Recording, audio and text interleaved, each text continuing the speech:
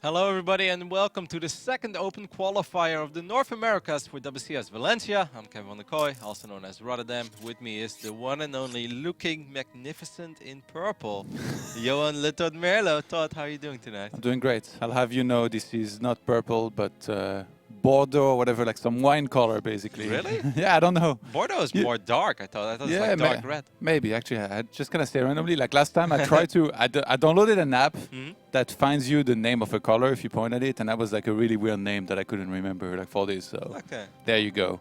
But we're going to have some good games today here once again with our Open Cup 2, and looking forward to seeing if the guys that fell short yesterday.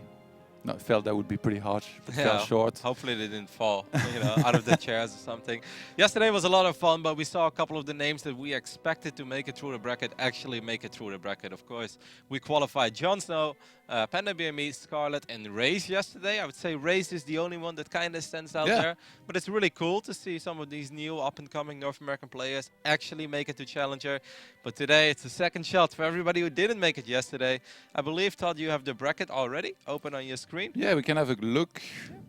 Let's do that, guys. Let's take a look at this bracket. Start at the top. Pug's going to be our seed number 1. Zenedor, we saw a little bit in action yesterday. Future will return as well. Neuro's there, man. Ready to make positive comments about whatever happens, even if bad things happen. Sotorx, Drunken Boy will return as well. Drunken Boy, I think he played pretty well yesterday, so wouldn't be surprised if he was able to make it there. Juggernaut, Jason, and QXC. Yeah, that's a fantastic first round matchup. I would really love to cast that one. We haven't done any TVT yet so far this week. And obviously QXC, an old school name, going up against one of the more fun North American streamers, that is Mr. Juggernaut Jason. Also have a couple of community members like Gemini. Yeah. No Regret is in there. Ooh, Jig against Print F, Todd. That's actually a very good matchup too. Ah, it's gonna be tough. Maybe we should do that one. We got M. Canning also in there. Foxer that we saw yesterday. End of Line signed up once again. Cuddle Bear amongst the notorious people. Poke Bunny returns as well. It was quite close once more yesterday. Volts lost in the last round against Raze, and he's back. Dolan. Also, that was featured here on the mainstream yesterday. That's a pretty Your buddy Avilo signed up. That's a pretty tough bottom side of the bracket, actually, with Bioice over there, and Dolan, and Volt. Yeah, the Riddler had a couple decent runs as well. Lots of GM players in that bottom there you side. go, Dr. Disrespect, sign up. Ready to take a forward hatcheries. How cool would it be if it was actually the Doctor? He's like, all right, guys, we're going to stop playing that other game for a split moment. We're going to qualify for WCS. And he does. It's like, oh, my God. We're taking over gaming over here, guys. All right, so I think there are two matches that really stand out for me, Todd, in the first round. Jig against Print F. Print F is, of course, well known for his cannon rushes, but he's one of those few cannon rushes that can do so much more than just cannon rush.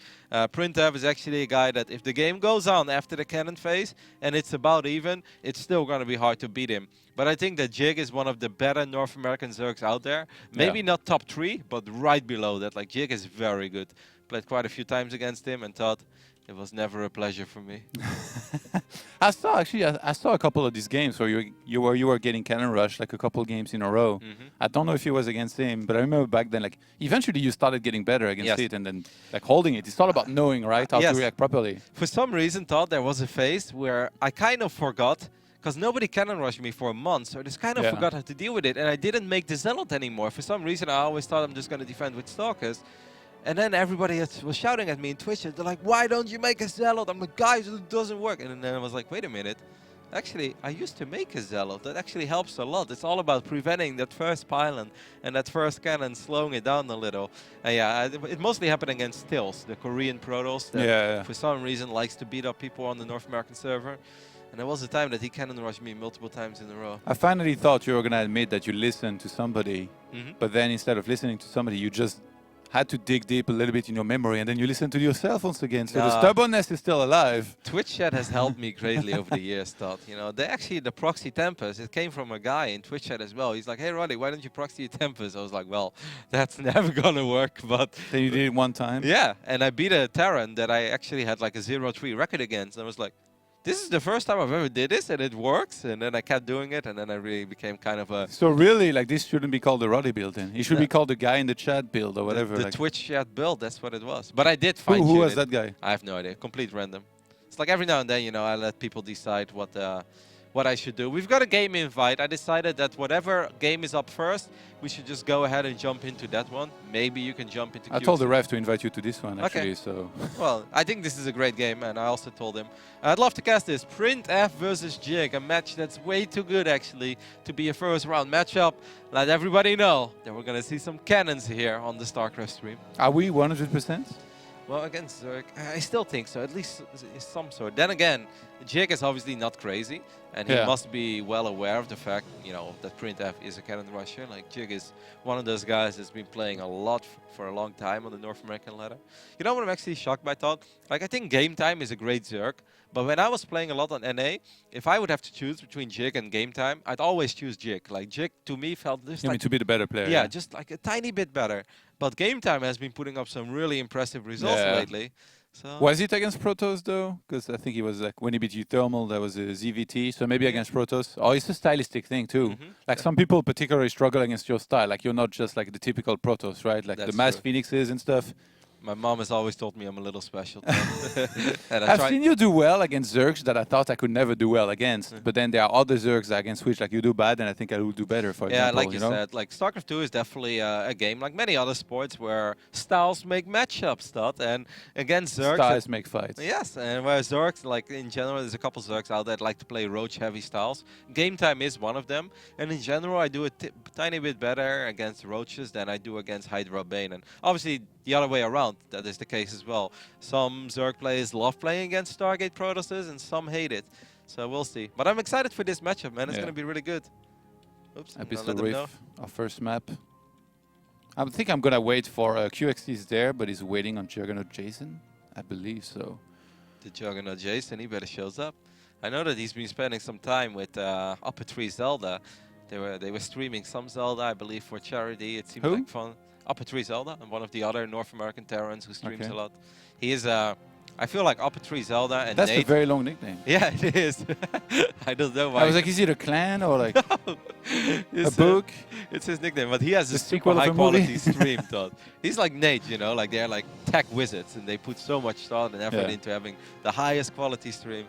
But Juggernaut Jason in his stream is awesome as well. Would be fun to jump into that game. Because I know QXC recently got GM again. Yeah. Kane also. Yeah, you saw that? I saw that too. They all come back, man. I said it. You can't leave StarCraft ever. All right. Every time I try to get out, they pull me back in. It's that passion, Todd. It's just overwhelming. It's around us in the cloud. First game is live. Let's go ahead and jump into Abyssal Reef. Once again, we're going to see a lot of Abyssal today, guys, because it seems like this is one of these maps that everybody likes in the current map pool. Over here on the left up side, we're looking at the main base of perhaps the most notorious cannon rusher in NA, together with Widemits. It is Printf.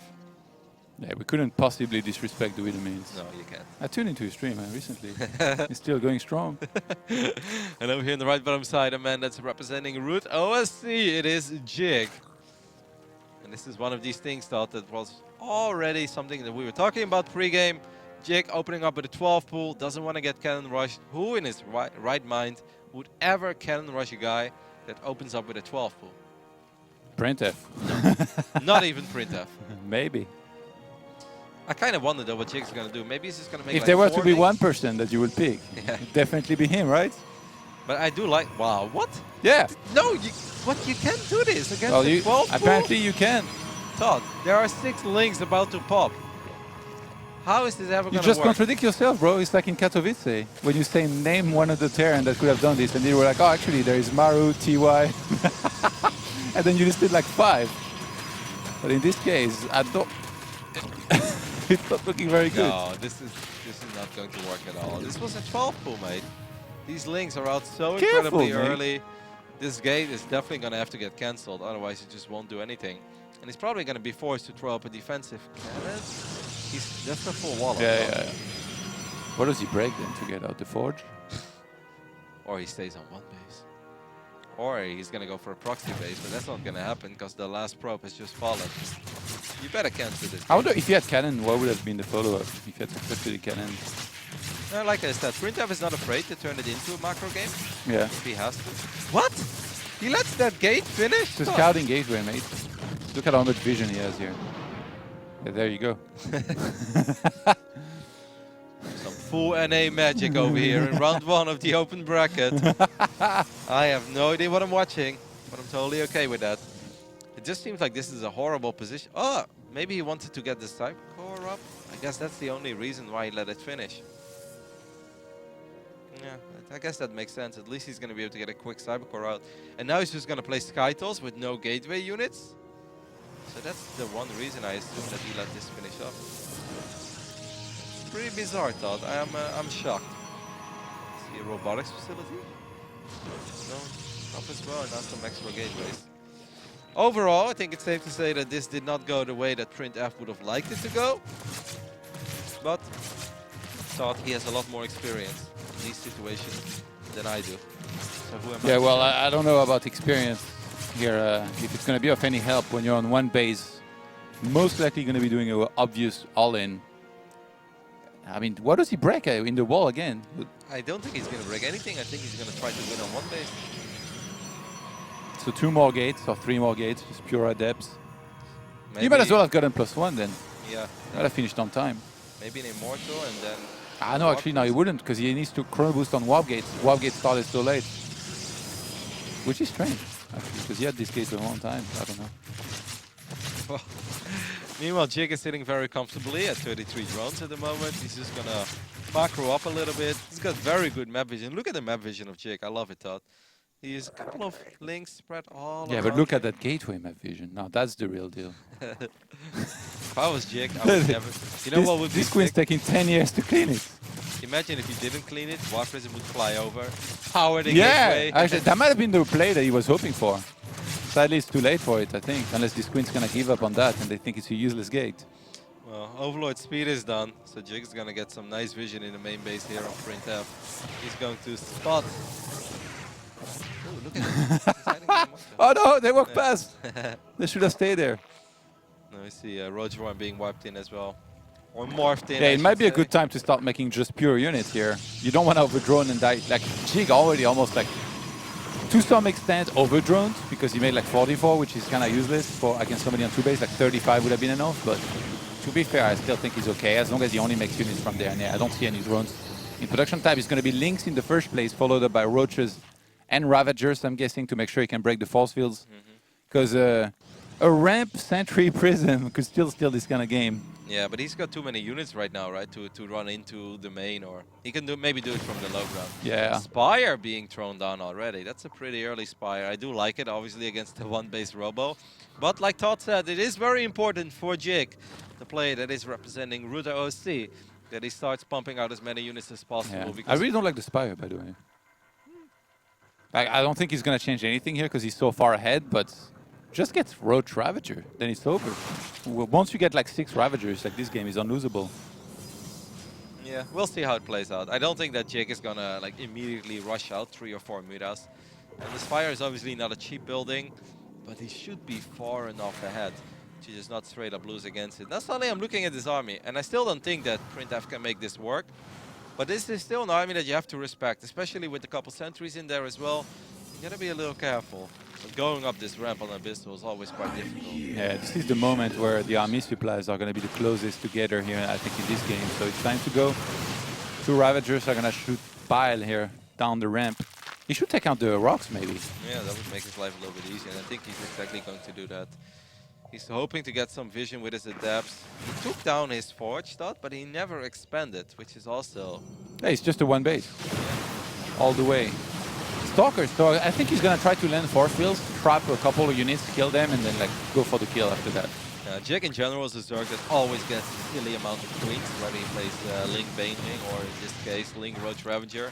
He has taken out the rocks, so here we go. Oh, Warp Prism is going to take a lot of damage. Not the Warp Prism will fall immediately, and now Corrosive Bile should be able to land in the middle of this Protoss army. Yeah, that's really well done by Jing. Not targeting the force fields. He knows that all he has to do is chase this army back for a little bit, and like I said, once there is enough Ravagers, it's almost unwinnable there. And Jig takes game number 1.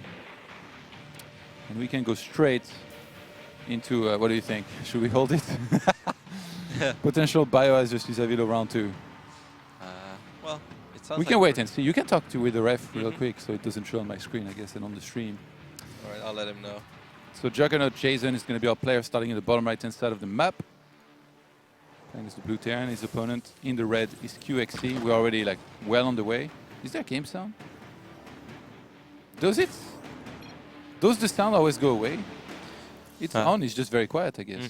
I think it's quiet for us, but I think for the people at home, it should be more than fine. This is a very fun matchup, of course, for the people wondering, is this the QXC? Yes, it is. The QXC that's been around since, well, not only Brood War, but also StarCraft 2 2010. Yeah. One of the very few first Intel Extreme Masters. He was already there. He's been taking a little bit of a break. He's been working on his board game. Seen multiple Reddit threads about it. Never played it and don't know that much about it, but I'd love to give it a go one day. Because QXC, I cannot imagine that QXC would spend all this time and effort into a board game that is not good, Todd. Maybe one day you and I can play QXC's board game. I think that would be a beautiful, beautiful evening to remember. I think it'd be really fun, unless I lost. Until I lost, because I would lose at some point for sure. QXC, one of the, I think, the most notable non-Korean players, not necessarily because, you know, he dominated tournaments and won a lot of them, but he all-killed MVP. Although it was Incredible Miracle, and then MVP was one of the players that he beat. That was crazy, actually, back then, because Incredible Miracle was considered to be, well, like, the best teams or one of the best teams, and he just all-killed them. And out of the blue, shot a Kamehameha, had them at his own little ceremony. And it's pretty fun to see a new player that definitely, like, kind of entered the scene in, let's say, 2016, even though he's been playing a little bit longer, like Jason. Let's say, like, we got to know about him for like a year or two, go up against somebody like QXC that's just been around for 6-7 years already when it comes to the StarCraft 2 scene. I really wonder how Jason is going to do. For the people who don't know Jason, he's a Terran that hovers around 5,900 MMR. What QXC's MMR is right now, I have no idea. But obviously, it's still QXC. It's somebody with a lot of RTS experience. It will be lower, I guess, than Jason. Yeah. Right?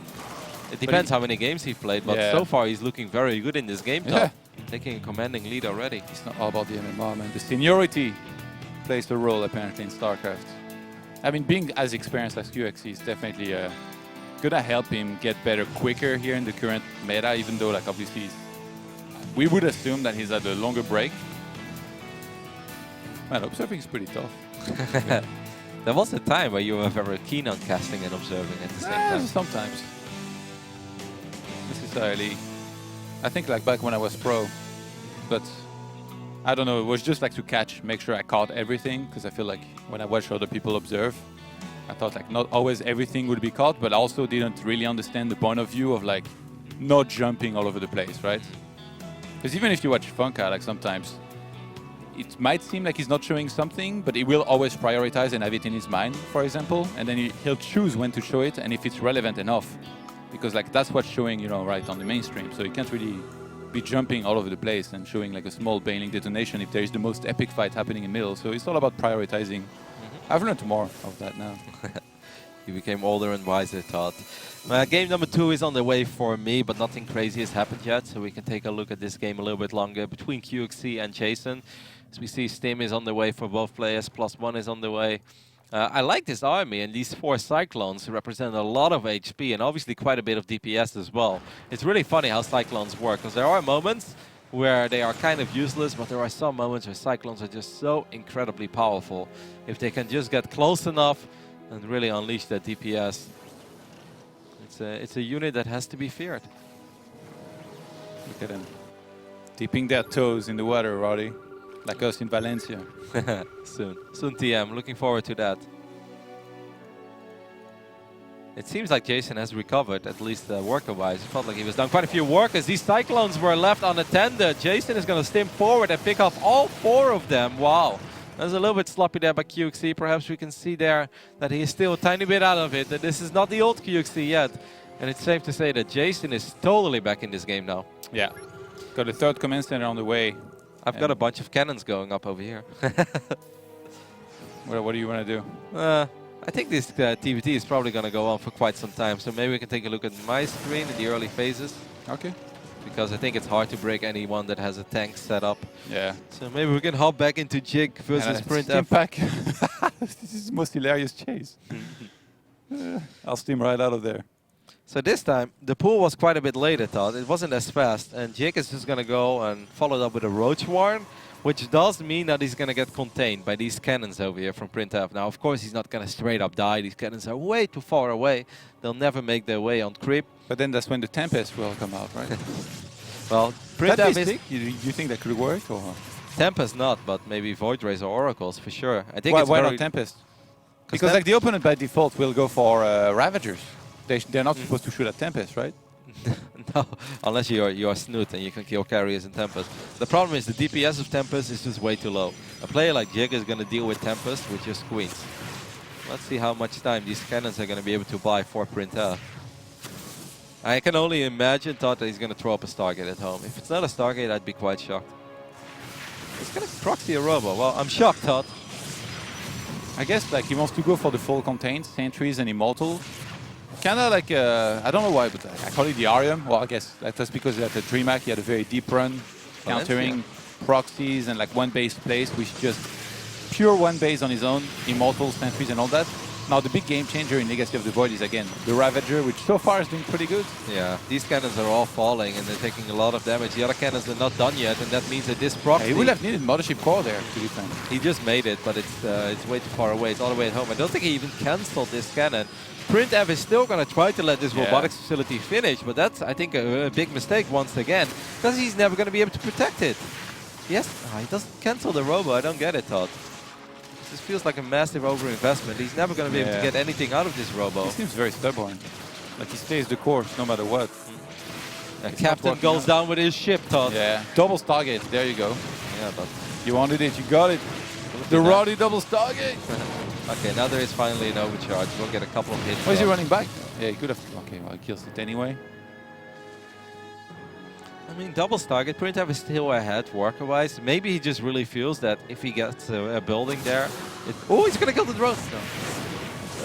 No. Oh, feels bad, man. Jig too good.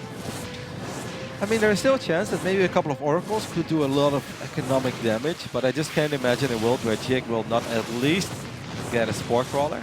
If he doesn't know what's going on, he should definitely get a Spore. Silly game so far, Todd. Expected more of this series. We're going to see Phoenixes. Phoenix obviously not bad against a one-base Zerg, because the damage that Phoenixes can do, it's a lot more impactful if the Zerg has a bad economy, and that's definitely the case right now for Jig. Second hatch is very late. So if the Phoenixes are able to pick off 4 or 5 drones, that's massive, and they can help out defensively as well. What is Printf going to do? Is he going to drop a Nexus there? It's kind of like a hidden Nexus. I'm a little confused, Todd, about a lot of the things we've seen.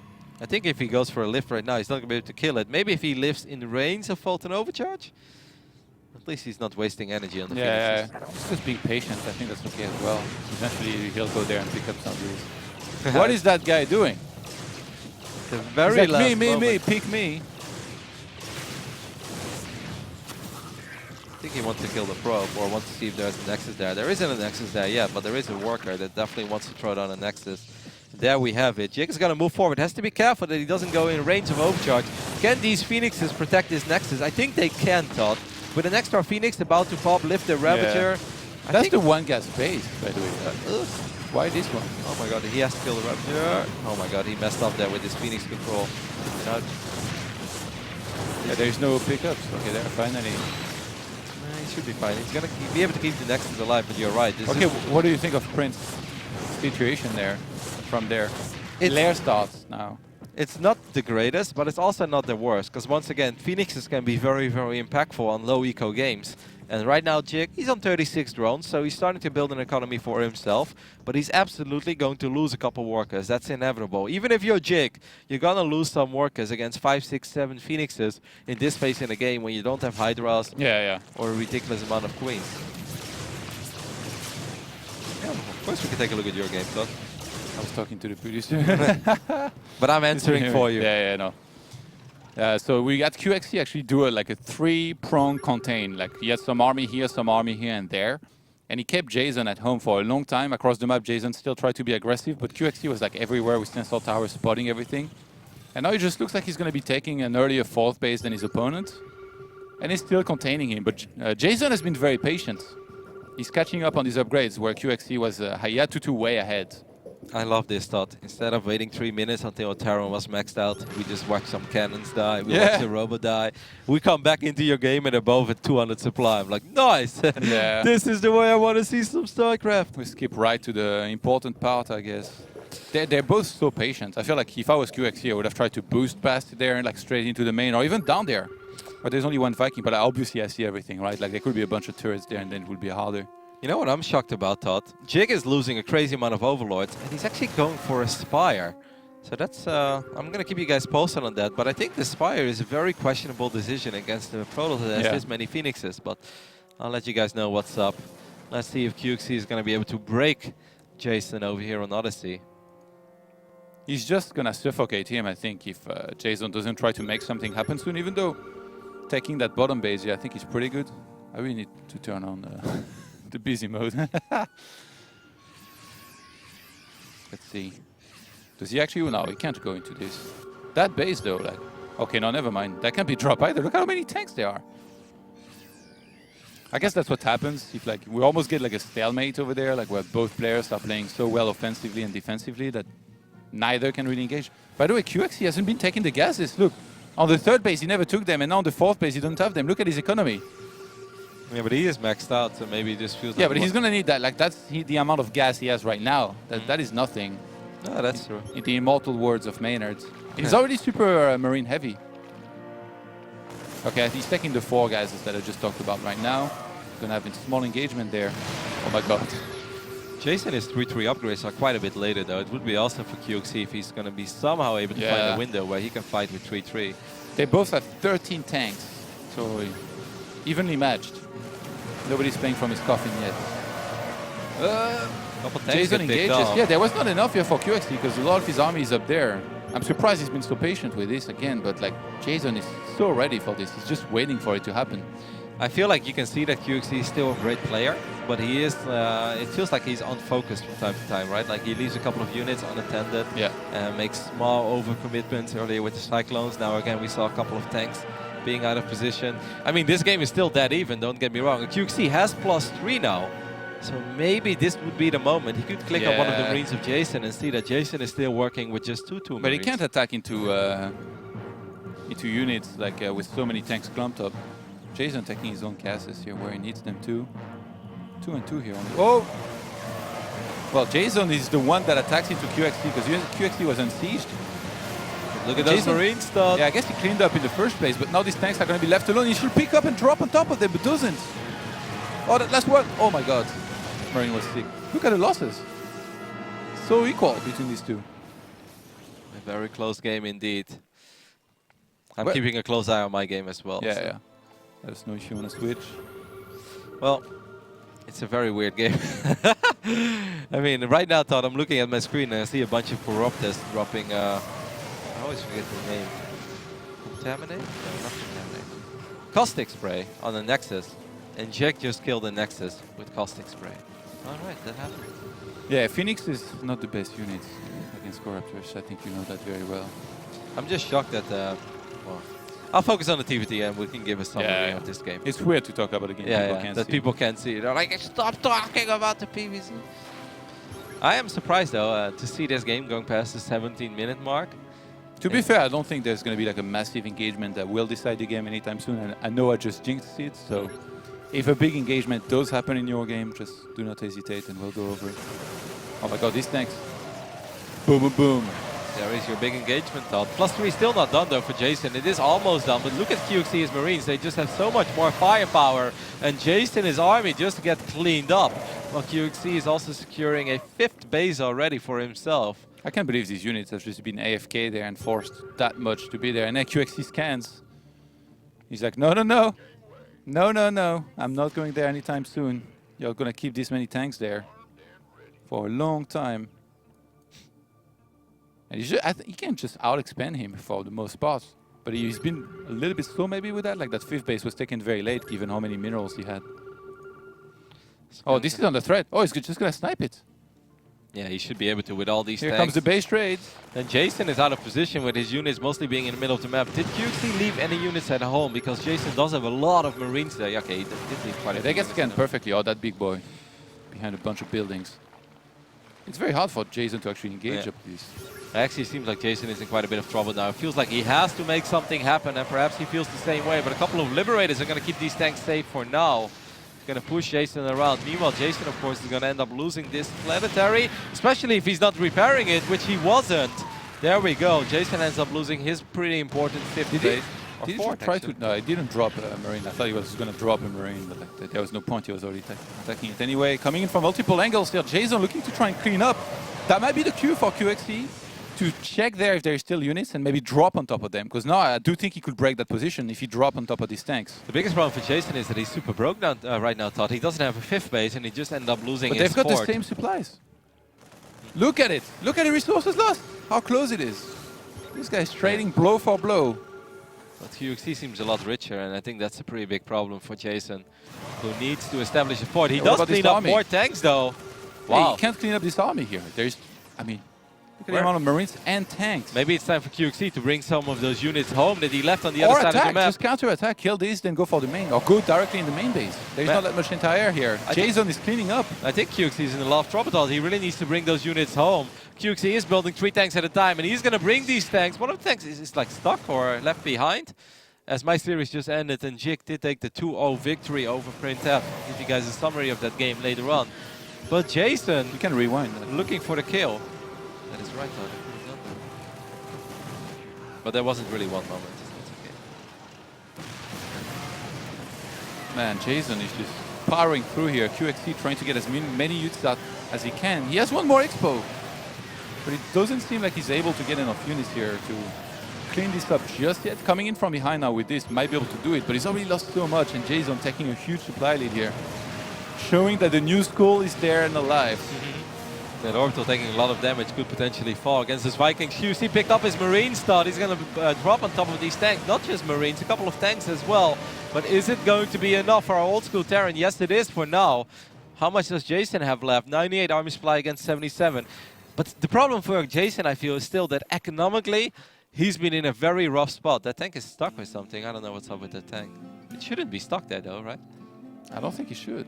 Like, how else did it get there in the first? Well, maybe like through. Oh no, it can. Yeah, it can only go through the middle, perhaps. Yeah, maybe, and he doesn't want to go to the Liberators. He's like, I'll guard that base with my life. Wow, look at this army of Jason. It seems like the numbers are overwhelming for a young Canadian Terran. He's gonna pick up a few more of these Marines. Might as well, yeah. He's gonna send the SCVs to their death. A couple of tanks are behind this actually. QXE, can he hold? It almost feels like the Marines are better upgraded from Jason, but the same upgrades. I guess he was more grouped up here. Wow. Unsieging those tanks when he killed the planetary, I think that was the biggest mistake. When Jason switched that army, was able to clean it up without really losing anything. And QXE with the pre-GG scans here. Gonna see that he's in too much trouble and tap out for now. Well, that was a fun game. Yeah. My game just ended, guys, and I'm also getting ready to hop into the next game, so we don't have a rewind. But just to give you guys the TLDR, Jig replied to all those Phoenixes with Corruptors, which I thought was kind of surprising, because his economy wasn't that great. Like, I think Corruptors can be very good against Phoenixes, but as a Zerg, you kind of need at least 3 up and running bases, and maybe a 4th on the way. He didn't have that, but Printf never got a fleet beacon, which was obviously hard, because he was only on 3 gases. Yeah. And he never got +1 air weapon, so the Corruptors started to do very well. Even though those Phoenixes did do some serious work. They killed almost 10 Overlords, and it felt like things were going Printf's way, but the Corruptors just started using caustic spray, took down 2 Nexi, and from that point on, you know, it just felt that Jig was in control. He was always 30, 40 supply up. And there was also one crucial moment earlier in the game where the Phoenixes were busy harassing and killing all the Overlords. Jig somehow sent a couple of roaches to the other side of the map, and there was nothing protecting the probes. So those roaches that should have technically done nothing were actually able to kill like 10, 15 probes. And that really hurts as a Protoss if you're on like 25 workers, or as any race, but especially as Protoss, I think. So unfortunately for Printf, he was never able to get it going. But good job there by Jig, who's moving on. Jig thought definitely one of the guys today that I think could potentially go all the way and maybe qualify for Challenger. Yeah, he's really good. Well, what game are you going to join next? I am joining avilo versus Bioice. Okay. Some ZVT. I like it. Okay, I'm trying to pick a game from the next round that I'll join. That's why I was asking.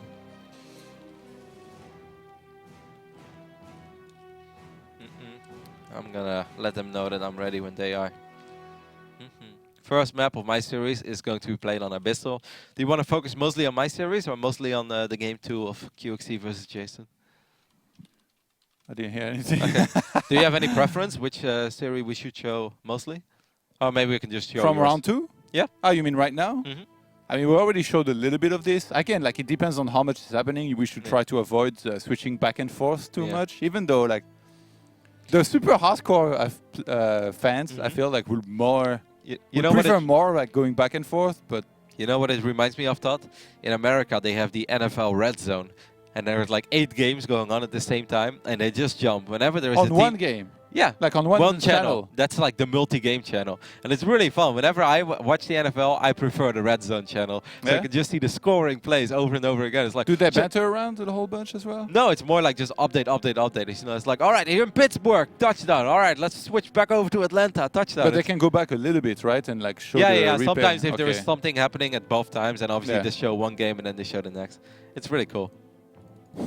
All right, anyways, game 2 is live for Todd. Jason versus QXC, so we can go ahead and hop into that game that is being played on, surprise, surprise, Abyssal Reef. Your favorite map? It is a good map, though. It is a... From the current map pool, it's probably your favorite, no? Let me think real quick. Don't tell me Odyssey. Well, just for the tile. We don't care about the map or balance. No, let's be... I think Abyssal Reef. Abyssal is the best map, but I still prefer some of the newer maps just to play on. I like Ascension. Ascension to Ire is not bad. You know, one of the main reasons why I love Ascension, Todd, there's only one entrance into the main for a Reaper. So that's the one map where I don't lose a probe against the first Reaper. And I love it. That's what I think, but then I still lose that probe. God. Can we please get 0 entrance? Just put rocks everywhere. Make it an island, you know. That is the one map where I won't lose my first probe against Beyond's Reaper. And then somehow they fly racks in. It's like, oh, I'm done. I'm done. Yes. If that would happen, I'd be literally done. Obviously, my game has started as well, guys, but hopefully that's going to be a long game, so you guys won't miss too much of it. For now, let's see if the old school player QXC, spawning in the right bottom side, can bring it back against the Juggernaut, Jason himself, spawning on the left top side. It's funny because like Juggernaut Jason, I feel like it's like one of those nicknames that should sound kind of silly, and like, you know, you would take when you're really young and stuff. You're like, yeah, I'm Juggernaut Jason. But then somehow he does sound kind of cool. I have mixed feelings about it. No, I don't. I love Juggernaut Jason, and I love his stream as well. He's got some. No, I mean just his nickname, you know, not him. Yeah. But I can see his nickname without seeing his face, and his face brings me pleasure, though. Got a little bit of a Reaper war going on over here. QXC gets that kill. That's pretty big, Todd, because there's not a single unit on the way. Yeah, we were just talking about it. And there's that exit, which he doesn't need right now. Yeah, there's not going to be any unit out for a while, and he has managed to dodge every single damage from these SCVs too. So that guy's regenerating easily. And that's a fantastic start here for QXC and a horrible start for Jason. Pretty sick that QXC was able to get the kill while there were 2 SCVs helping out the Reaper of Jason as well. Jason has had enough, and he's like, you know what? I'm just going to start repairing the SCVs that are being shot at. He lost a lot of mining time. He lost some SCV. How much did he lose? 1 SCV, 1 Reaper. I felt that was going to be worse. So actually pretty well done there by Jason. Boom. KDA charge is such a funny thing. Ooh, the orbital not started yet for QXC. Do you think that's a mistake? Yeah, he was microing, man. Do you know what happens when I micro my first 2 adepts? I go home, I have 1,500 minerals, man. Come on, this is not so bad. Yeah, delay. I hate the moment where sometimes you run with a couple stalkers across the map and you're microing your heart out and it looks like you're doing fantastic, but then you're stuck at 1 gate and no tech against the Terran, and the Widowmine drop is on your way. You're like, well, I killed 7 Marines, but I'm in a lot of trouble. I've got no detection. That guy. The entire mineral line is hurt. That 1 Reaper. Yeah, actually, if he does a follow-up, like Widowmine or Marine drop of some sort. Do you know what that Reaper reminds me of, Todd? Of Apollo in Cologne. He left a trail of destruction. What? That was in Paris. Yeah, well, there too. All these damaged SCVs that trusted the Reaper. Somebody needs to clip that. Send him. Cyclone is almost out for Jason, who's down a couple workers. I wouldn't say that he's like incredibly far behind but he's definitely having to fight a small uphill battle. And because he had to worry so much about the Reaper Todd, I'm not sure if he's going to have an answer to these two Cyclones. His units are out of position. Jason wants to harass with his Cyclones. If I was him, I'd definitely turn around, because if he doesn't turn around, Todd, he's about to lose everything. Jason is in a lot of trouble now. Those Cyclones being out of position was horrible. Yeah, he's going to counter drop, try to even that damage and evacuate the natural base, but that command center. Oh, he's going to get chased down. Cyclone are going to lock on as well. The Orbital's taking a lot of damage. He needs to bring some SCVs over to repair it. There is high ground vision as well because of that Medevac. I think it's going to fall. Well, the new lock-on ability doesn't do that much damage. Jason saves it. How much is he doing on the other side of the map? Is it anything worth mentioning? Nothing. Wow, that was... Okay, now it's getting really bad. He had a rough start, but now this game is turning into a disaster for Jason. Yeah, QX is cleaning up here quite easily. The tank finally is going to come out, but he's going to be targeted immediately. Oh my god, he waited all that time to finally get that, thinking it was going to help him clean up. And QXC, just like that, is killing a ton of units here. I think this game is almost over, unless these two Cyclones are going to be able to save the day. Jason will be able to re-establish his natural, but... Wow, even that escapes. Sixth workers down, lost a lot of mining time. Behind in tech, obviously, quite a bit. Yeah. Very rough game. You know, like, by the way, for that TVT, we were showing the exact right amount of, you know, Protoss versus Zerg, then jumped into it when they were maxed out. I feel like for Avilo, now we should take maybe like 30 minutes, you know, like just maybe even show the third game of this and then go into his game, because that's when it really starts, right? Well, I can tell you guys that Avilo is making it happen. There's an armory halfway done, and there is Blue Flame being researched. If there's a big attack about to happen, if you want, we can jump. We can maybe take a look at the Blue Flame Hellion arrest real quick. If our producer is, yeah, he's paying attention. He's on point. He is on point. So this is pretty much the first real attack that's happened in this game. See a couple of Hellions. They got a couple Zergling kills, but that's about it. Bioice is a very strong North American Zerg. For the people that are unfamiliar with Bioice, he's someone that's been around for a long time, has never been like on top of the North American scene, but he's always high up on the ladder, always top 25, top 30 GM. Definitely a player to be respected and a player that could qualify for WCS Challenger on a good day. He has a very Polish name. His name is Jackson Robluski. Yes. Anything that ends with ski for me is like automatic Polish. No, you're right. So this is definitely a very tough matchup for Avilo in round 2. But let's see if he's going to be able to make the magic or the mech happen. As a couple of Hellions have been picked off by these queens. At home, we see Avilo's macroing up. I don't think I'm going to see anything crazy happen anytime soon. I think you actually may be about to end things here. Yeah, we can take a look at your game, because this game is going to take a while. Well, he just put a tank. I can show you quickly. He just put a tank there, siege there. Jason didn't have enough and then just had to tap out. So we get the equalizer here in that series. Jason was just too far behind, right? We showed everything that made him be that far behind. So we can take a closer look at this game. Round 2. Round of 32 over here in the North American Open Qualifier. WCS Valencia. Avilo against Bioice. Taking a look at the production tab will tell you all that you need to know. Drilling claws on the way, +1 vehicle weapons on the way. We're going to see perhaps a Widow Mine drop here, but there is a Spore Crawler, so this is actually going to be hard for Avilo to pull this one off. One mine is going to be able to shoot at the Queen, won't do that much damage. Is he going to be able to make something happen in the main? Banelings. Okay, at least he got 3 Banes there. The Medevac does fall as well, though. So that's not the greatest drop ever. But obviously it's going to be hard to drop against the Zerg that has this many Queens, has Vision, has a Spore Crawler. At least Avilo is buying some time for his production to kick in, as he has all these factories that just finished up. And we see the first stores being produced. But he's floating over his third orbital by the time that Bioice's fourth hatchery is done. So it's safe to say that Avilo is going to need a very, very strong defensive setup. A lot of tanks, maybe a couple mines here and there. Sensor tower would be incredibly useful, because the swarm Todd is coming in all its glory. And it's always hard to defend against that. And who better than Avilo to sit back and try to hold on? Well, he's going to try to hold the line. 5th base already going up for Bioice. So Avilo is trying to find an opening with his Hellions, but so far Bioice is not doing much. He's sitting back, he's defending. He's basically playing racquetball right now, Todd. Like in the old days in Rancho Cucamonga, how we used to do it. Just what, racquetball? Yeah, you never played it when we lived with Bitter? I don't think so. Oh, okay. It was Fuser.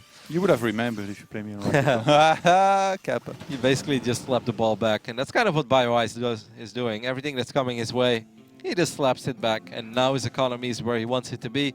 76 drones, Vipers already on the way. 8 minutes and 26 seconds, Todd. It's a pretty quick Viper. Looking already into round 3 matches to do. Oh, that's awesome. Staying ahead of the meta. Hey, did we see Mechanic playing? We didn't, right? Is Mechanic not in the bracket today? Oh, he is. Oh, okay. I was very worried. If Mechanic wasn't in, I'd be sad. Because I think that my boy Mechanic... He's playing Creature right now, and then booked his game actually next. If he wins against Creature, he'll play Jig or Graphics. Oh, that's a great game. But Creature is also pretty good. Successful arrest here by avilo. That Widowmine was able to do quite a bit of damage. A couple of drones went down to those Hellions as well. So that's nice for avilo. Finally finds something that he can sort of work with. There's another Widowmine here. But the Vipers are out already. Jig is going to replace those 9 drones that he lost, Bioice, with 15 additional drones. As avilo does his first Sensitile Rob, but I said it that the Swarm, it's gonna come, and with Vipers, Roaches, Ravages, I don't know if we have Hydralisk on the map. Yeah, we have 3. There are 3 Hydras. Vipers, they're a little bit of avilo's kryptonite, right, with his style. Yeah, it's really hard to deal with it. He's talked extensively about them. Basically what avilo needs is to secure this fort base. That's going to be very hard, and then perhaps... Turrets would be good, right? Yeah. If he gets the couple at the front, tanks behind, well spread out so that blinding clouds don't land on too many of them. And even in the case of Abduct, actually. It's funny how there is a Thor, like that guy is like waiting to get abducted, but then the tanks might still be able to shoot if they're within range. There are 2 Thors here in the mix. Widowmine's actually dangerous with this. Yeah, that Planetary is going to finish up. avilo does have a real army. He's on 92 army supply. Can he hold here against the first real attack of Bioice? Seems like Bioice is kind of scared and intimidated by this mech army of avilo. Did he get a Viper? No, he didn't. Is anything going to get abducted? No? Hey, yes. Look at his Vikings. He abducts. Actually, he abducts what he can here, realizing that he can't be too picky. The Widowmines are perfectly in range to blow up if the Vipers go too far forward. Excellent hold here by avilo. Very well done. Position his units right and had some good focus fire on those Vikings. 6 more Vipers? Oh, that's 5. That's still a lot. Oh my god. 9 Vipers. It's going to go crazy. You're going to be careful against those mines with Drilling Claws. So if you go with a lot of Hydralisks like this, not many Roaches and pure Vipers, basically you're just looking to abduct everything all the time and get better trades consistently. Trying to abduct one by one, and it really hurts if the Terran is only on 3 bases. But avilo secured his port base. Tanks are able to get a couple of shots off on these Roaches. A few more units are going to go down. Seems like Bioice is just waiting for his Vipers to show up, get some more energy. There we go. 1 tank does get abducted. A few Vikings are going to get abducted over here as well. And a Tor. But avilo, Todd, has taken the supply lead for the first time in this game. I'm looking at it, and he's doing really well here with this. Yeah. Attacking against however many Vipers there's going to be, though. On creep, he's going to be the tricky part, and Bioice is staying ahead of things and making these Evo chambers. He might want to stop eating the hatchery, but I guess if the Terran army does find itself in his place, he still would be in quite a bit of trouble anyway. And avilo, it looks like he wants to attack here with it. He does. Actually, he has plus. Is there any overseers? Oh, like, there is 1, right? Because like, I feel like in his boards, that guy dies. Those Widowmines, they are going to be golden there. Yeah, and it's very possible that it dies against all these Vikings as well. 1 Viking does get abducted. Tanks are a little bit too far away. Yeah, but then there's not going to be many abducts. Or even blinding clouds here. That's why he made this many Vipers here, to make sure that he had more and more. But look at this now. He needs to absorb energy ASAP. That's the timing for avilo where he could go forward, but he's trying to still remax behind this because he lost a bunch of units. Yeah, he lost most of his Vikings as well, and he's a little bit worried about that one. avilo throws down a scan. We'll see that these Vipers are leeching of these Evo chambers that only served 1 purpose, and that is giving these Vipers more and more and more energy. Widowmine's moving forward. Oh, you gotta be careful with those Vipers. I mean, it kind of feels like this is avilo's moment, right? To slowly but steady. Oh, that guy, I called it. They abduct from really far, actually. I like the whole position micro by Bioice, making sure that this army doesn't run they're getting the Widowmines. If you can clean the front line of Widowmines, all the rest is going to be a lot more exposed. Yeah, right now, avilo is losing a lot of units in non-cost-effective way. Like, after the initial holds, so far, this big push he went for is not been working. You can't really fault him, though, against all those Vipers. It's kind of hard to play against this. He's waiting for his opening. And Bioice is rich, by the way, behind this. Even if he loses this army, he can remake it easily, whereas avilo, he's been losing very expensive units that he's having a hard time. Replace 2 more starports. It's time to say that the Vipers here are too much and go into Ravens, I guess. if avilo would ever be able to get like 5, 6, 7 Ravens out, that could be good. He's going to try to make a move on this hatchery that is sitting there at 12 o'clock. And that would be a nice base to snipe, because that is the latest base. Those Vipers are a little bit exposed. Maybe oh, Vikings. Tanks to side there. Vikings sleeping on the job. I felt like they could have killed a Viper or two. Oh, the tanks are super clumped up. Blinding Clouds could be huge here. Still so many abducts going down, and Bioice being super patient. Maybe a little too patient here. He was in hold position within range of these tanks. Let's take a look at the larva. He's got 20 larva saved up. Yeah, he's been incredibly patient, like you said. Pretty much the only fight that Bioice has taken is just pulling units in one by one. And other than that, he's just sitting there at hold position. avilo should hide Widow Mines under some of his tanks at the front. Like those two at the bottom. Imagine you put a bunch of Widow Mines under that. And then Bioice missed them. Those could land big time, but still against a whole lot of range units and Vipers that are still looking to abduct from afar. That one running away. Come back here. Where are you going? Those 4 mines that get picked up. But at least avilo got the hatchery, so this push wasn't for nothing. But it's safe to say that he needs to get more, but he's going to end up losing a couple of tanks. Bioice still just having his entire army at hold position. He's basically not even microing his main army. Puts it on hold position, and the only thing that Bioice is controlling are all these Vipers. He's still sitting at 8 Vipers at the moment. He's making 5 more thought. He's going into 13 Vipers. Ridiculous. I guess he realized that avilo was trying to push through the lack of energy of Vipers. When they have oh my god, so many abducts are going to go down once again, cleaning up all those Vikings. And avilo is not using the additional starports to get Ravens. He's just getting more and more Vikings. Knowing that the initial ones are going to get abducted, he's like, well, I'll overwhelm you crazy amount of Vipers. It's crazy, like the level of meta that we've reached here with this mech style that avilo has truly mastered. But Bioice is about to go into 17 Vipers. And that is probably the most amount of Vipers I've ever seen. And avilo will raise that with more Vikings. Well, a couple of Vikings and one medevac do get abducted. They all get picked up very quickly. There's not that many tanks, to be fair. Like, it's still a scary amount. But imagine if he made a bunch of roaches, then instead he might have been able to just engage and clean up with some good spread out. Still looking to try and do that mass Viper thing. That poor Evo Chamber, man. avilo is getting his 5th base up during all of this. And if he does successfully get that base up and running, then it's a terrible position, by the way. For Bioice? Yeah. Man, he's putting in so many units, but I must say avilo's doing a really good job in reinforcing this push. Now, finally, a lot of units do get abducted. But if this base falls too, I mean, this base is still relatively fresh. And obviously, during all the madness, Bioice has secured the base over here on the left bottom side. But I like how persistent avilo is with this push. It's like, yes, he's been losing a lot of units to abduct. Oh, the Widow Mine! Oh my god, Widow Mine's chasing sick. Vipers. What is going on? That would have been sick. I mean, I've seen Widow Mines run on the carriers and blow them up. So avilo gets another hatchery. That is nice. And he's still maxed out. avilo's macro has been excellent this game, Todd. Yeah, not only is he pushing, at the same time he makes sure he's getting enough units, plus 3 vehicle weapons on the way here for our Terran player. He could have slow pushed the natural from the low ground, but it seems like he wants to go up there. He wants to go for the most important base, actually. Hey, I think that Bioice needs to get more Evo chambers, man. I feel like he's running out of buildings that he can abduct from, or leech energy from, especially. He still has quite a few minerals. Wow. If avilo can take this base out, then this base should be relatively easy to kill.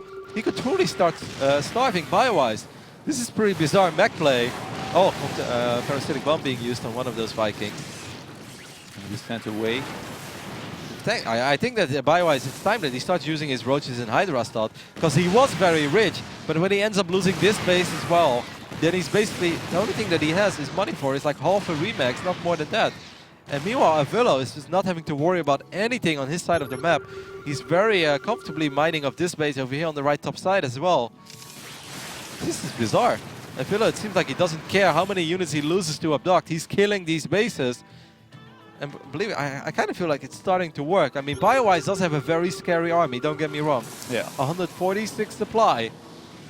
But slowly but steady, avilo is really making this work. avilo doesn't know about this base at 9 o'clock. If he would know about that one, then Bioice is pretty much broke. There are no minerals left in his first 3 bases.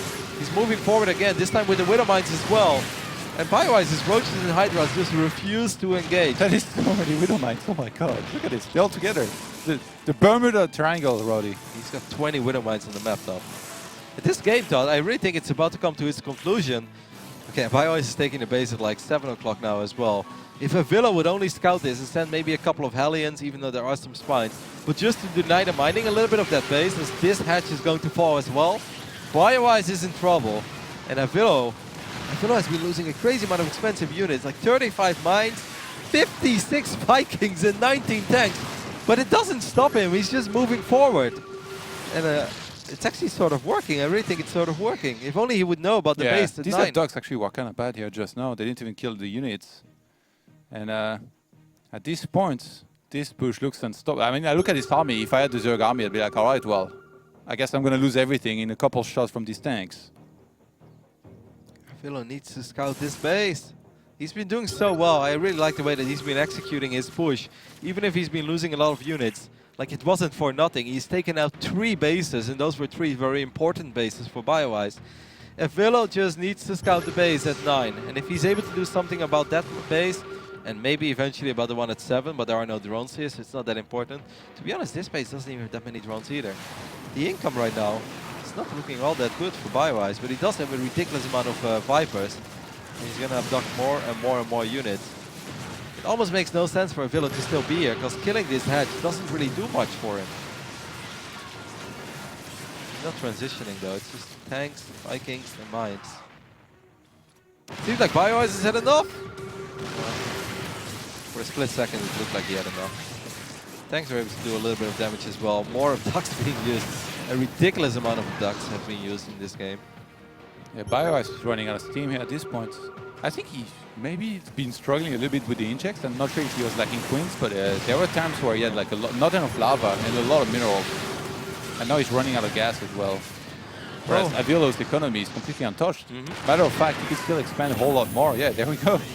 Quite easily. It's going to go completely uncontested. Bioice doesn't have the luxury of going across the map right now and counter-attacking. Nope. But avilo really needs to start pushing the one base that Meta started, and that's the base over here on the south side. You know what this army would be really bad against? Mass links. If they came in, they detonated the window mines and then cleaned up, but he doesn't have the economy anymore. Like he would need, it will need to be a completely different game, basically. From there. I feel like these drones are now revealing that Bioice has the base. I think avilo finally threw down a scan. He has scouted the base, but he's going to ignore it for now. He's going to try to kill a couple of these overlords and maybe cut off some of the reinforcements as well. avilo is going to go for the Juggernaut Thought. He's going to go for the main. Might be able to kill the Hive, kill the Spire, kill the spawning pool. And I don't think that Bioice can let this happen, but Bioice used to be very rich, used to be maxed out. Now he's at 127 supply, and he's about to lose his main. I think avilo's making this, now he's broke as a joke. Nobody's calling him anymore. All his real friends are the only ones still around, and it's only 2 of them. And Bioice maybe on these last few moments here in this game as avilo, looks like he played a solid game. Yeah. That was pretty impressive. Like that was not like the the typical sit back, mech, do nothing. No. That was like action packed, at the same time solid macro and very good mech army movement, I have to say. Yep, I totally agree. Yeah, I gotta give credit where credit is due, and this was really well executed by avilo. He lost a lot of units, but that didn't stop him. He had great macro behind it, kept rallying everything he had across the map, and he took out important base after important base. And it's safe to say that Bioice, well, okay, avilo scouts this base now as well, throws on his cannon. He will see that this base has been up and running for a tiny bit. Can avilo do something about these last 2 bases? He's still maxed out at 120 supply. And Bioice doesn't have much left out. It's like 3 Roaches and 21 Hydras. That's about it. A couple of Blue Flame Hellions are being annoying over here as well, taking out a couple of these last drones. If Bioice ends up losing these 2 bases, it's absolutely 100% over after losing his entire main as well.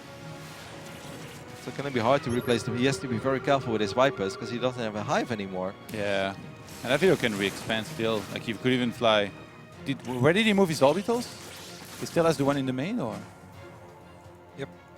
Yeah, he could have moved that, but I guess he wants to get PF. Prove a point. Playing with his food at this point. He's macking that. There is no mech without PFs. These mines getting forward as well. Really love the use of the drilling claws. They're going to be able to connect with a couple of these roaches. Just going to be careful with your Vikings. In the end, only look at that hedge. Hey, Bioice could potentially run out of buildings as well. Gotta be careful about that. A lot of them are bleeding out. He's just got that one base on the left that he's going to cover. He's still, man, it's like he's facing a clock that's never going to end. But somehow buying himself time as much as he can all the time. Oh, there's a ghost dot. Oh, he landed some EMPs. Yeah, the random ghost suddenly showed up out of nowhere. I was like, hey, how cool, there is a ghost. That was the only ghost out there, but it landed a very good EMP. And that means that Bioice is even in more trouble now. He's going to pull the drones. I'm not sure. So he's going to sacrifice his base, but he has nowhere else to go.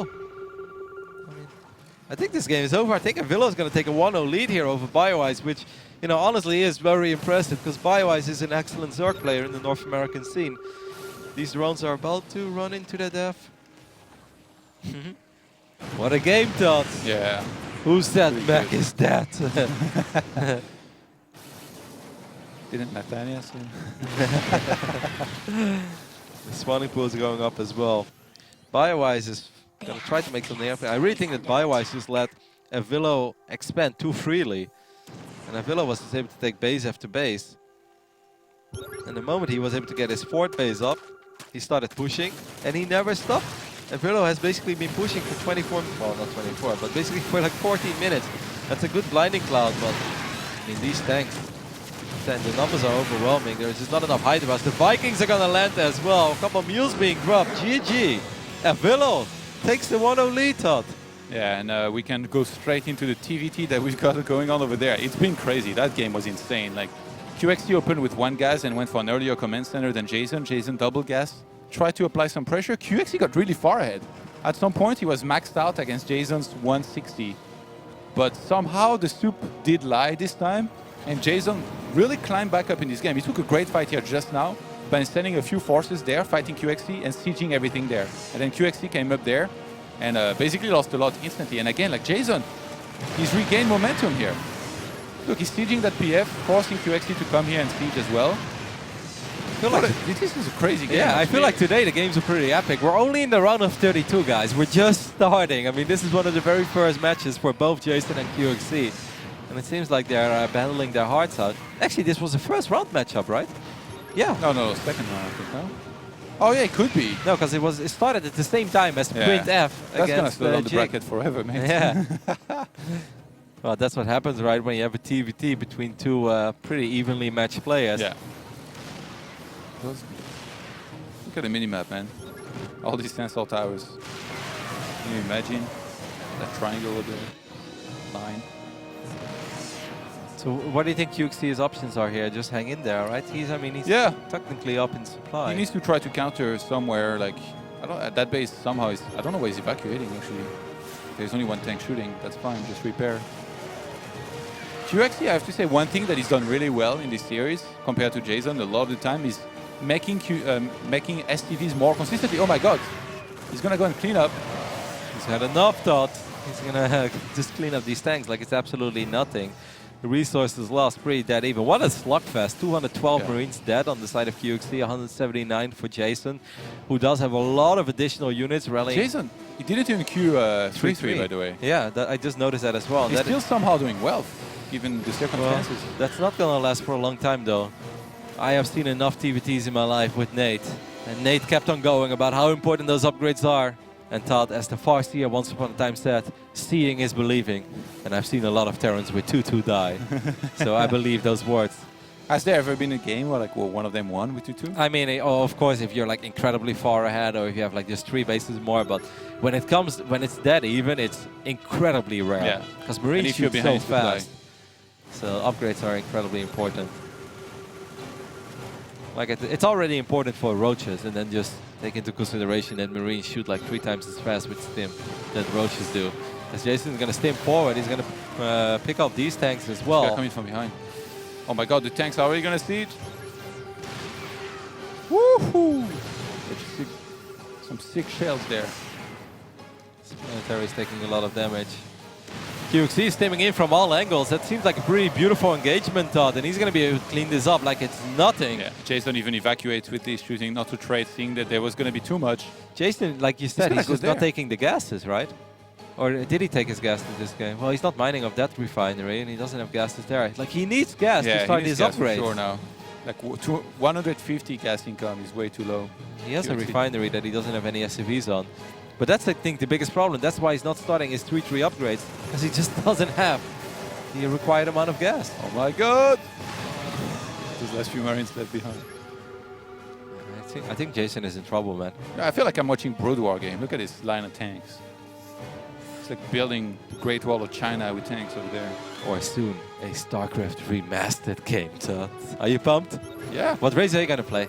Terran. Yeah, you're gonna be like, no. I was Terran in Brood War. You're betraying the Protoss Brotherhood?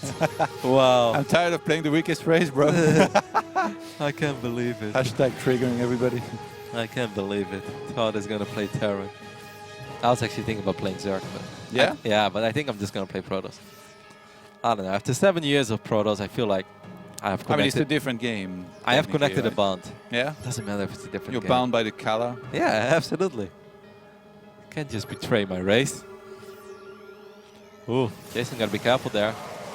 QXC with a pretty ballsy stim though. As soon as those tanks siege up, QXC realized those tanks can actually reach the mineral line, correct, from the low ground easily. But QXC has a couple tanks there as well, so he should be able to prevent that. Yeah, that's what he's preventing. Oh my god. That's not siege. Oh, and it's moving there as well. That's bad. Oh, if he had been siege, that would have been fine. He could have just maybe steam killed that. He's gonna lose his sensitizer now. I love these TVT stuff. It looks so scrappy right there. Look at the minimap. There's stuff blinking left and right. Multiple fights happen at the same time. I'm sure, knowing QXC, that he's really enjoying these games. Yeah. This is always the type of StarCraft that QXC wanted to play. He's gonna do another one of his blocks. How about this maybe? Jason is gonna end up losing one more tank. I think Jason is in a lot of trouble. If he loses that base, doesn't have that much mining left. How did he know? We just started stealing all these Marines. Oh, that's my really god, bad, Jason is going to lose all his tanks. This could very well be it. QXC still maxed out. Jason is going to stim forward, and he might be able to do some serious damage there. Cleans up quite a few of those tanks, but ended up losing a lot of tanks in the middle of the map in the process. TVT, the only matchup where you can stay zoomed out so far for this long. Yeah, but it's actually pleasant. I actually like watching games a little bit more zoomed out. I'd never want to play like that, but watching games, I think it's very cool to watch zoomed out. Maybe not the double zoom, but at least one level of zoom. Still no 3-3. Jason put up a hell of a fight given the circumstances. Like even on the tank upgrades, he was zero attack upgrades. Now there's +2 for QXC. He's going +3. Yeah, but massive credits to QXC as well, though, for being AFK for so long. You know, working on his board game, being so busy with real life stuff, coming back, and perhaps taking the series here against the Terran that is pretty close to 6,000 MMR on the North American server. Go there. Wow, this tank's getting picked up as well. QXC thought. I think he's going to advance. How sick would it be if QXC qualifies for Challenger? I'd lose it. It'd be pretty good. Yeah. Maybe you need to play another one of these Open Cups next time. It's your turn, Kev. I'm just too old, Todd. Yeah, I think you got very unlucky, actually, when you met Rail last time. Yeah, Rail in the first round. That's not the dream. That's pretty harsh. Yeah. I put up a decent fight. It wasn't that bad. I can live with the result. You could have won game one, by the way. I know, that's great. I love it. I think that's one of his emojis on his Twitch channel. Everybody puts their own face. It's part of the decal there. Oh, look at the STBs. Everybody's like a super egotistical player in StarCraft somehow. Jason looking to try and defend one last time, but I don't think he's going to have enough. Oh my god, QXC was already sieging that location, and he's going to clean up big time, and that's going to be it. QXC advances on to the next round just like that. And we can go straight into my game, where not a lot has happened so far. We're not going to see much of ourselves today of like brackets. That's just game from game. That's totally okay, Todd. Well, after this series, we can take a tiny bit of a break, but I like it. I think that's what the viewers want as well. More gameplay. The last cast is behind the desk. We're just giving the people what they want. Whoa. TRCC already being thrown on, part of the wall. As Blue Flame is being researched, this looks pretty damn similar to what we saw on Abyssal. I just wonder if we're going to see Bioice be a little more aggressive. Like, I think the way that Bioice was playing could work as long as he would have done something about the fort base. But the moment he let that fort base from avilo just go up, kind of uncontested. There's a couple of these Banings do connect with the Hellions, but got to be a little bit careful here. It seems like avilo wants to go in, but no, the Queens are pushing out a lot of damage. He's still going to go for it. Will he be able to enter the main? Look at how low HP these Hellions are. But if he gets like 2 good shots off, avilo might be able to create a little bit of a barbecue here. Just a tiny barbecue, like a 2-person barbecue. Well, a 1-person barbecue. A 1-person that's not very hungry barbecue. Well, drones are pretty One cool. chicken satay. That would satisfy me, Todd, especially right now, middle of the night. Didn't eat yet. Yeah. It's gonna be great, no more guys. pizza in the night? No. Yesterday we had a pizza in between breaks, and then I feel like my stomach was playing up all the time. I'm like, here are the Hellions. It's like, let's never do that again. I'll just starve myself during this broadcast. By the time we finish, breakfast is gonna be open at the hotel anyway. It was the yesterday. Yeah, but yesterday I wasn't hungry after eating the pizza. All right, so what I feel that Bioice needs to do this game, Todd, and I think it should be a little bit easier, in honesty. If you take a look at the 4 base locations of avilo, right? Okay, he's going to take his 3rd here. I assume he's going to take his 4th here, unless he takes the gold. But avilo with his playstyle needs a lot of gas. I love how he landed the barracks here. It's like the latest barracks block ever. Links are going to deny it. I just really feel the key moment in the last game was Bioice letting that 4th base morph into a planetary.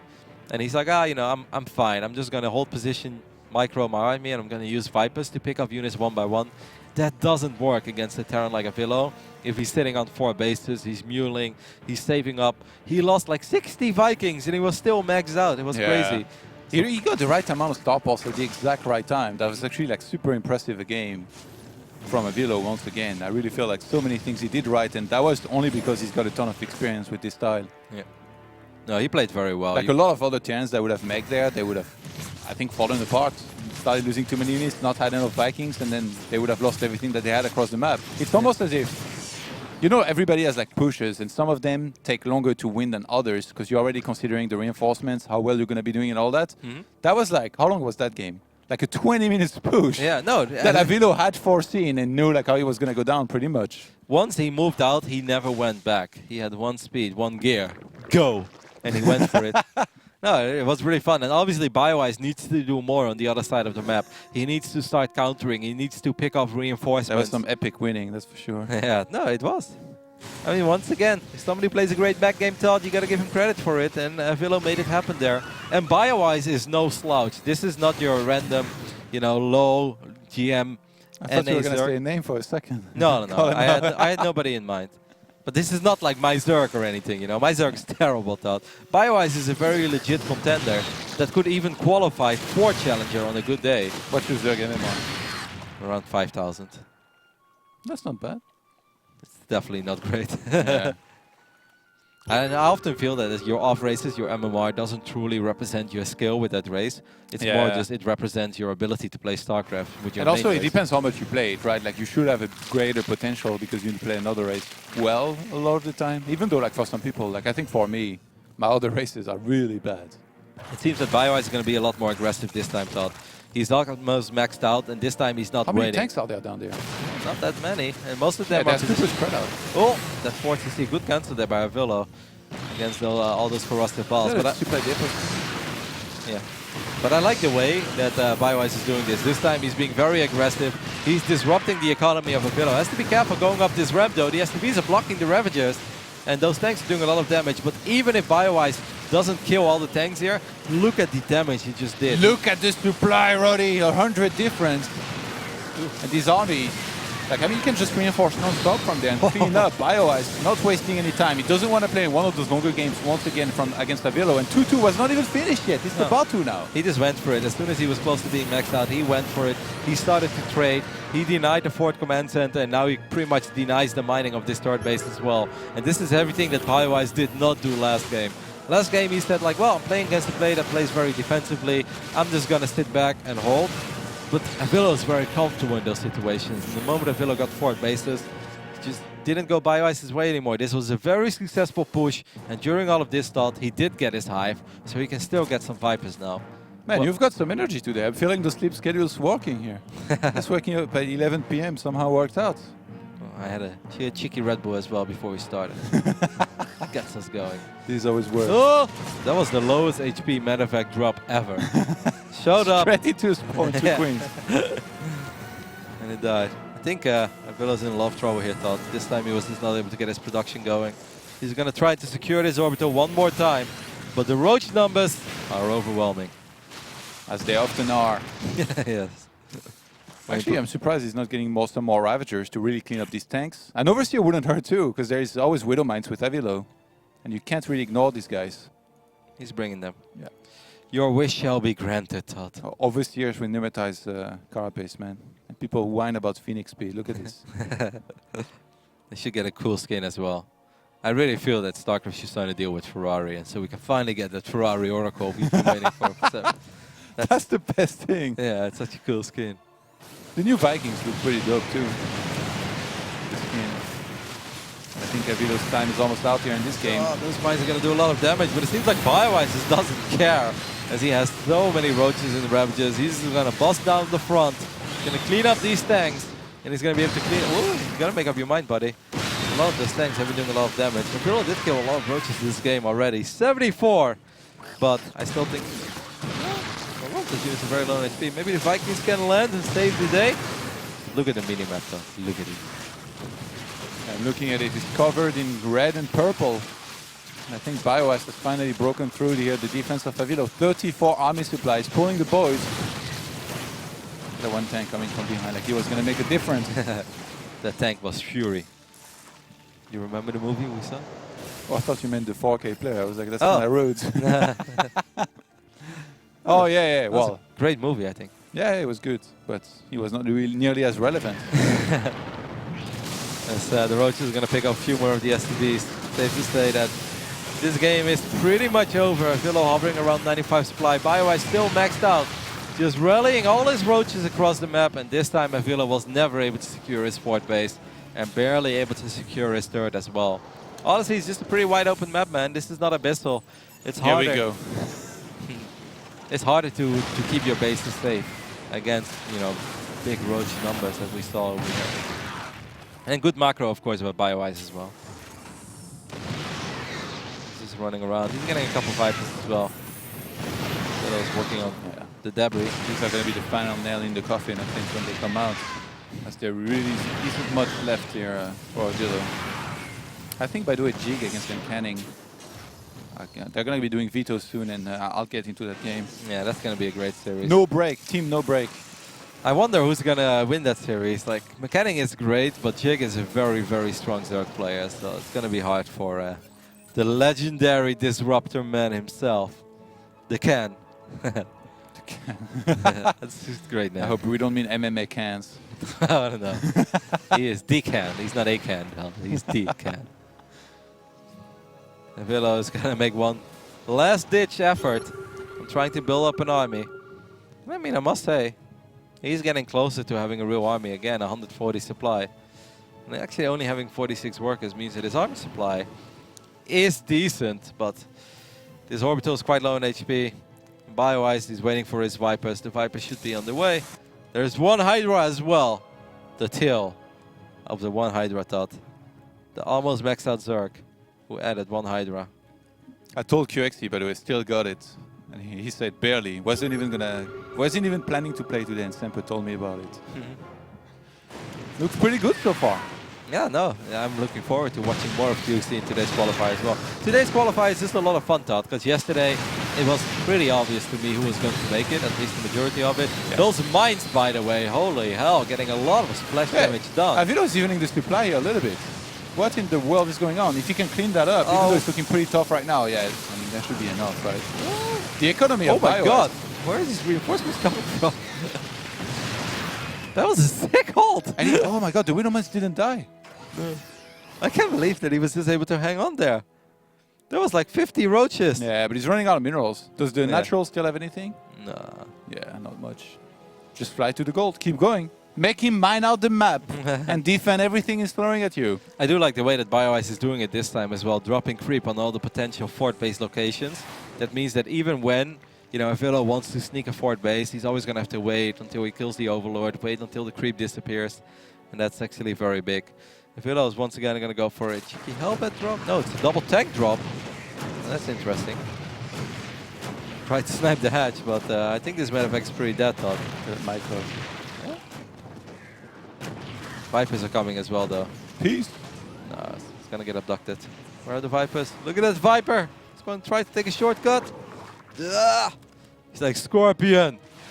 3, 2, 1. Get over here. No, that's not happening. What Scorpion? Scorpion from Mortal Kombat with the hook. Oh my god. What? Isn't that what the I didn't peg you as a Mortal Kombat guy. I think everybody was a Mortal Kombat guy when they were young. Like these days... Well, no, everybody had like a fighting game, but some people it's like Street Fighter or Smash or Tekken. Yeah. I was a bit of a Tekken guy. I think Mortal Kombat the most. I was like 5th base in my sleeping. Alright. Multiple abducts being used over here as the last few tanks are getting picked off. But Prestige a little bit late. Even though it's pole position again from Bioice, everything's getting abducted. Oh my god, this time there's not going to be enough Vikings and reinforcement, I think, from avilo to hold on much longer. But we keep on saying that somehow in army supply, it's not that far behind. Yeah, but the problem, like you said as well, is just that he's running out of minerals, right? Yeah, last game I agree that like not flying these orbitals to new bases was okay because he was getting orbitals there, but now he's not. And then Nidus is going to be on the way here. Yeah, I see. Let's go full French. You know what they do, the French casters? No. They scream super hard, like when it goes up, Nidus Canal. I will be willing to do that if this was a qualifying match, but in the round of 32, I prefer to take it a little much. Hey, listen, the games are only going to be as epic as we make them to be. Well, I mean, the games so far today have been good. Yeah. I've been really enjoying myself. It's a lot of fun. Widowmine does get a shot up. This is avilo's moment, do or die. Can he secure the 4th base? And he's still dropping again. There's a Tor drop this time. Oh my god. He's Look at his boss. Do you remember the guy in the European server with the account Tor Rush? And he would proxy Tor every game? It was really good. I lost it. It was very hard to underestimate Thors because not many people made them. So you weren't exactly sure how scary they were in fight, and then sometimes you had to fight them. You was like, oh my god, like, these guys actually hurt a whole lot. And then you barely didn't have enough, and then 2 SCVs show up and they start repairing the Tor, and you're like, no! And then the new Tor shows up full on HP. The Nidus Canal thought it's going up, but the fellow is actually, he's aware of it. It's important he leaves these tanks though. 2 tanks might actually not be enough DPS to kill this immediately. Well, no, it is. There are a lot of Hydras. Would have been so sick if avilo at the same time would have had a tank drop on the other side of the map, kill the Nidus, kill like 35 Hydras. Play of the year. That'd be sick. Not a Nidus network going down here. I mean, as long as avilo has this fort, at least he's going to be able to produce units. It is a gold dust that's going to run out quite fast. There isn't really an answer against all these Vipers.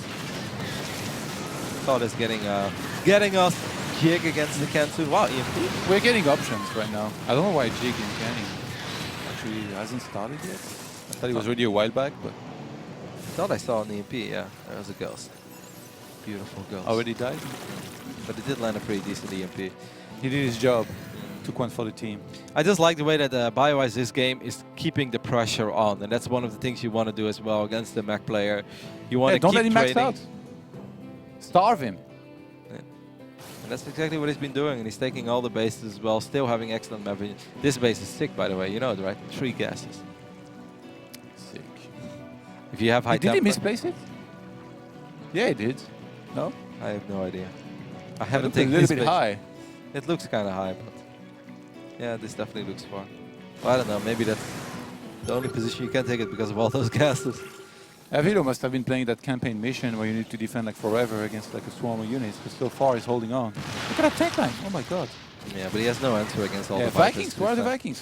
He lost all of them? For Widowmines as well, it's not going to be enough. And I think that avilo is starting to accept defeat here on Odyssey. Played great game 1, game 2 had a decent start, but couldn't really get it going. Bioice's Road to Ravager attacks were just a lot more successful than they were in the game before. So they still hang in there. I love the never give up spirit that we're seeing over here. Woo! Bioice lost vision of this base. It is important that this base doesn't stay up and running for too long. But I think he's already moving his forces towards the south side of the map. How many mines have died in this game? 33. Yeah, 31 tanks. Not that many Vikings actually this game, only 10. Last game we had like 60 dead Vikings. Only see that in the TVT. I've joined M-Canning Jig game 1.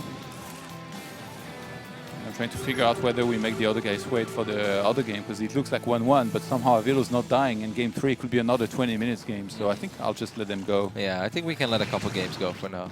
Especially because we have M-Canning against Jig coming up, and that's just a very fun series. Even if we don't have a second series going on, I think people would love to watch the Can go up against the Jig.